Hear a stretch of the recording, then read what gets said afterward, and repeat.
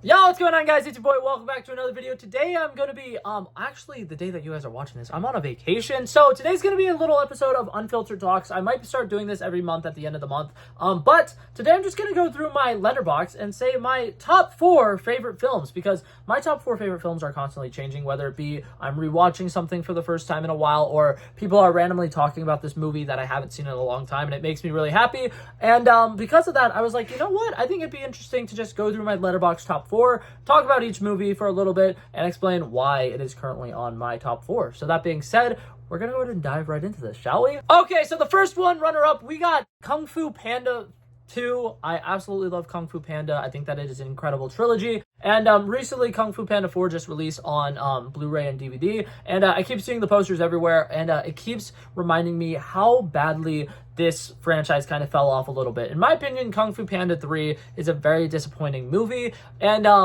Kung Fu Panda 1 and Kung Fu Panda 2 are both incredible. They have incredible villains. They have incredible animation. I think that a lot of the score and a lot of the background noise and everything that happens in that movie is absolutely fantastic. Once again, incredible voice acting. And I absolutely love everything that they did with the original 2 Kung Fu Panda movies, and specifically with Kung Fu Panda 2, they do a really good job of introducing other characters and letting them have more character growth, because in my opinion, everything that they did with Po was spectacular, but also the fact that Tigress was able to show emotions for the first time in this franchise, and the fact that we were able to kind of see the Furious Five having some of their insecurities out on display was a very interesting thing to me, and me as a child, I really, really loved that. And something spectacular about this movie is just some of the stuff with Po learning how to conquer his self-doubt, and on top of that, kind of having PTSD. I feel like this movie does a really good job of showcasing kind of that mental health crisis of not being able to really understand why, but you keep having hyperventilation. You keep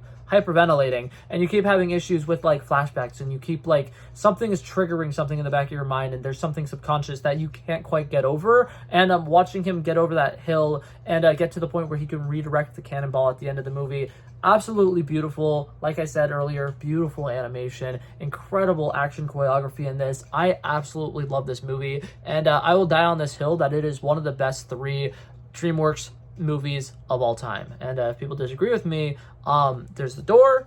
You are welcome to leave.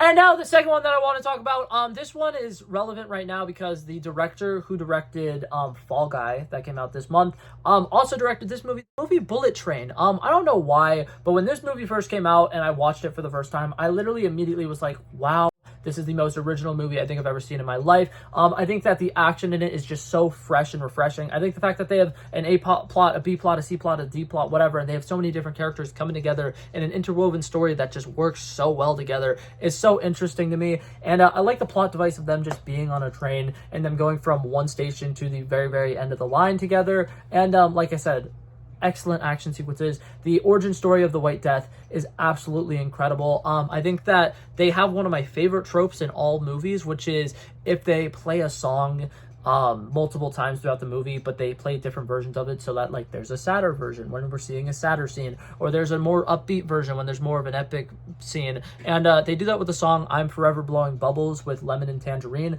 and that stuff is so fun to me. I think that it's such incredible filmmaking, and overall it's just such a great thrill ride. That entire movie, you're just at like it's speed. You're just at this like state of like acceleration, and anything can happen, and everything's just going off the rails, and it's fantastic. I absolutely like this movie. I think that the humor in it works incredibly well. Brad Pitt's chemistry with literally every single actor and actress that he interacts with here is great, and I love the fact that we're following a character who is in a line of work where he is a criminal, and he's constantly having to like kill people and get into these really bad fights, but he's talking about how he's going to therapy now and he shouldn't be doing this, and he really just wants to go to a Zen garden. And I think everything about that Ladybug character is so much fun to me, and it also has a lot of just great side characters. So overall, in my opinion, the movie Bullet Train, incredibly fun movie. I don't know if it's still on Netflix, but if it is, you should definitely go check it out right now. It's so great. I will say this, it is rated R for a lot of like gore and violence, and there are some sequences where you see people get their heads blown off, and it could be a little graphic, but like I said, this one for me was kind of a comfort movie, so I wasn't too affected by it. and I forget that people get affected by it, because one day I watched this movie with my sister, and I was just like, oh my god, this is a really fun movie. And I think that, you know, the comedy and everything in it is fantastic.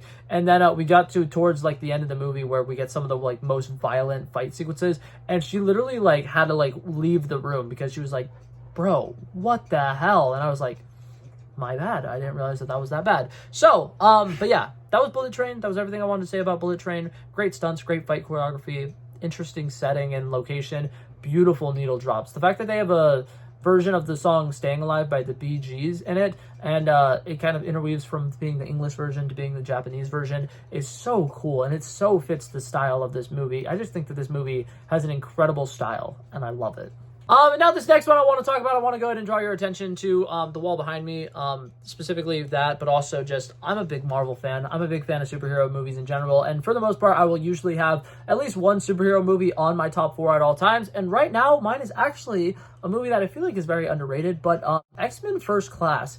In my opinion, I think that this might quite literally be the best X-Men movie. Like, I know a lot of people will say that that's probably a hot take, and a lot of people will argue like, oh, X2 because of some of the Nightcrawler sequences, and there are a lot of great Nightcrawler sequences, but in my opinion, the original X-Men trilogy really feels like a Wolverine and Friends type show, and the fact that they were doing a reboot for this movie, and they decided, you know what, we're not going to have Wolverine included in it. He has a cameo in the movie, but we're going to focus on a completely different team of X-Men characters, and they're each going to have their own moments to shine. We're actually going to showcase like the school kind of like vibes that, you know, Professor X has in this, and I really love the way that they set up everything with, you know, mutants are beautiful, and mutants should be able to, you know, represent themselves freely, and they should be able to be who they are. And I think that they do a really good job of setting up that mutant and proud, you know, type moment.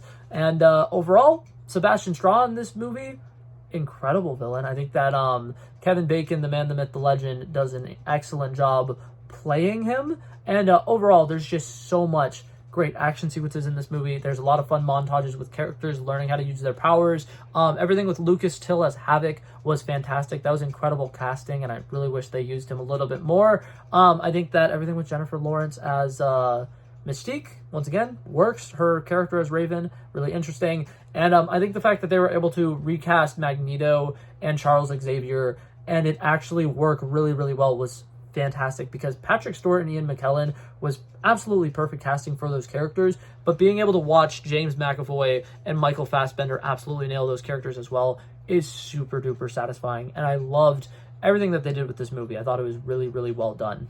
But now my last movie that's currently on my top 4, I rewatched this the other day. It was one of my comfort movies when I was a little kid, and still to this day, it hits. All of the music in it is fantastic. The comedy is great. I'm talking about the movie Tangled.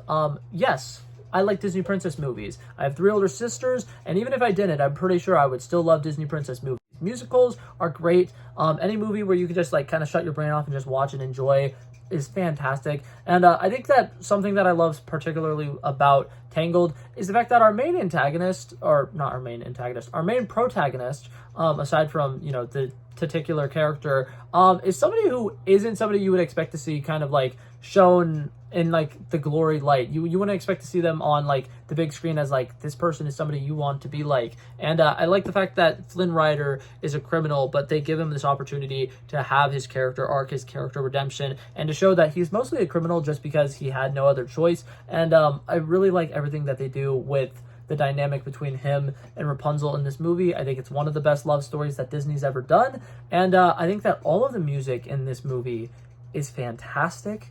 Really, really good. And overall, I just love the setting of this movie as well. I think that everything with the little village that they go to, the little island that they live on, and they go to like the really nice dances and stuff like that, it seems like just a fun world that I would really want to get lost in. And I think that Mother Gothel is an incredible villain. One of my favorite villains of all time when it comes to like the Disney side of things. If I was to rank every single Disney villain ever, I think that she would probably be number 2 on my list.